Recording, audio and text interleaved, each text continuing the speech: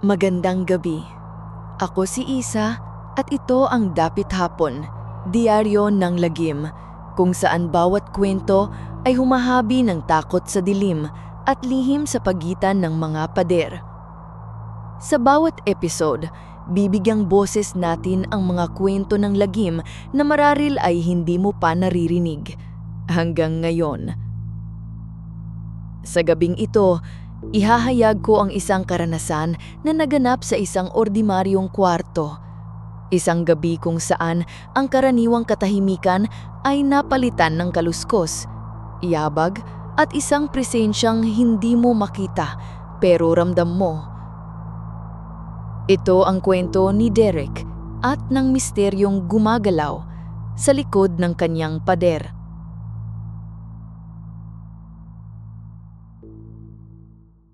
Ako si Derek at may gumagalaw sa likod ng pader ng kwarto ko. Hanggang ngayon, hindi ko pa rin alam kung ano sila o kung ano ang dapat kong gawin. May gabing hindi ko malilimutan. Isang gabing parang may malamig na hangin na dumapi sa liig ko kahit nakasara ang bintana. Nagsimula ito, ilang linggo na ang nakalipas. Gabi yun, nakahiga ako sa kama. Sinusubok ang pipilitin ng sarili kong makatulog nang may narinig akong mahihinang kaluskos. Parang yapak ng pusa o galaw ng daka. Sa simula, iniisip kong natural lang yun. Pero habang tumatagal, may kakaibang lamig na sumasalubong sa hangin. Parang may anino na dumaraan sa paligid ng kama ko. Dahil manipis ang dingding sa subdivision namin, sanay na ako sa mga ingay galing sa labas. Kaya hindi ko agad pinansin. Tumagal lang ng ilang minuto at nawala. Ngunit parang may naiwan na bakas ng malamig sa sahig. Ilang araw din akong tahimik. Tapos isang gabi, bago pa man ako tuluyang makatulog, bumalik ang kaluskos. Pagod na ako noon. Halos nakapikit ng mga mata ko nang bigla kong magising dahil sa tunog. Hindi ako mapakali hanggat hindi ito humihinto. Ang bawat paghinga ko ay parang nagiging ingay sa katahimikan ng kwarto. Ngunit iba na yon. Pagkaraan ng ilang minuto, narinig ko ang malinaw na yabag. Parang may naglalakad sa kahoy na sahig, tuloy mula sa likod ng pader. Imposibleng may kwarto roon. Bakanting damahan lang mula sa kalahating pader doon. Pasa kapitbahay pa.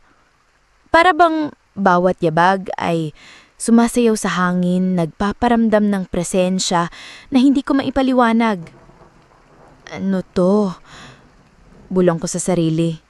Biglate, tumigil ang lahat. Nanigas ako, nakatitig sa pader, ramdam ang mabilis na tibok ng puso ko. Ang malamig na hangin ay parang hinihila sa aking balat. Parang may kamay na sumilip sa aking balikat. Wala nang sumunod na ingay. Ilang minuto akong natutulala. Ang isip ko ay umiikot sa bawat posibilidad. Baka multo, baka tao, baka hindi ko alam. Kinabukasan, bago pumasok sa trabaho, nilibutan ko ang paligid ng bahay. Wala akong nakita, walang bakas, walang bakong-bakong lupa. Napangiti pa ako sa sarili. Naisip kong baka guni-guni lang yun. Ngunit may kakaibang amoy na natira sa hangin. Basa, parang lupang iniiwan ng isang bagay na mabigat at malamig. Lumipas ang ilang araw. Habang naghihinay ng order sa trabaho, nagde-deliver ako ng pizza. Naiisip ko uli ang nangyari. Tinext ko si Mark at ikinuwento. Tawa lang ang nakuha ko. At mga biro tungkol sa parallel universe o multo. Sinabi kong journal entry lang to para hindi ako mabaliw sa kaba. Ngunit kahit sa mga biro ni Mark, ramdam ko ang anino ng gabing yun. At ang amoy ng basang lupa ay parang sumusunod sa isip ko. 2 linggo na mula nung una kong narinig ang lahat ng yun, hindi pa rin ako mapakali. Pinipilit niya ni Mark na isulat ang aking narinig kabane bilang naikling kwento. Sabi niya, makakatulong ito sa aking estado ng isip. Nakakainis minsan, pero gusto ko ling maramdaman ng katiwasayan. kahit sandali lang. Kaya isang gabi, matapos ihiga ang sarili at mag-white noise, pinalis kong bumuo ng simula. Ghost story kaya, ngunit bago pa man ako makontrolan ng antok, may sumabog na thud. Kasunod nun, 2 pares ng yabag. Hindi na to imahinasyon. Ang tunog ay malakas at mabigat. Parang may malaking bagay na naglalakad sa sahig. Ramdam ko ang presensya sa bawat gilid ng kwarto. Parang may nakasilip sa bintana. Nakatingin sa akin. Nanlaki ang mga mata ko nang narinig ko ang mga yabag papalapit. 10 talangkakan. 5. 3. Nanignig ako. Kinapa ko ang kutsilyo sa plato at hinawakan ng mahigpit. Parang buhay ko ang nakataya. Ang bawat yabag ay parang kumakalog sa buto ko. Bawat tunog ay nagpaparamdam ng panganib na hindi ko maipaliwanag. Sa bawat humihinang paghinga ko, parang mas lumalakas ang presensya. Mas lumalapit sa pader. Biglang katahimikan. Wala akong narinig kundi tibok ng puso ko.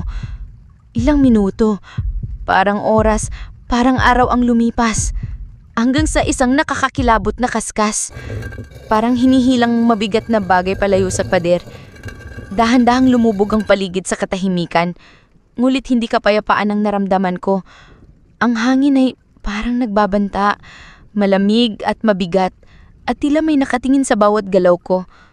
Ngayon, 2 linggo na mula nung una kong marinig ang lahat ng yun. Isang bagay lang ang kliyaro. May gumagalaw sa likod ng pader ko. At hanggang ngayon, hindi ko pa rin alam kung ano sila o kung ano ang dapat kong gawin. Pero alam kong bawat gabi, bawat kaluskos, bawat yabag ay patuloy na nagpapaalala sa akin na may isang bagay sa dirim. At nakatingin sa akin, parang nagmamasid sa bawat galaw ko. Naghihintay ng tamang pagkakataon. Hanggang dito na lamang muna tayo sa unang hibla ng kwento sa Dapit Hapon, Daryon ng Lagim. Tandaan, bawat kaluskos, bawat yabag ay may pinagmulan. At hindi lahat ng pinagmulan ay kayang maipaliwanag. Ako si Isa at sa susunod na Dapit Hapon, ihahabi natin muli ang isa pang lihim sa dilim.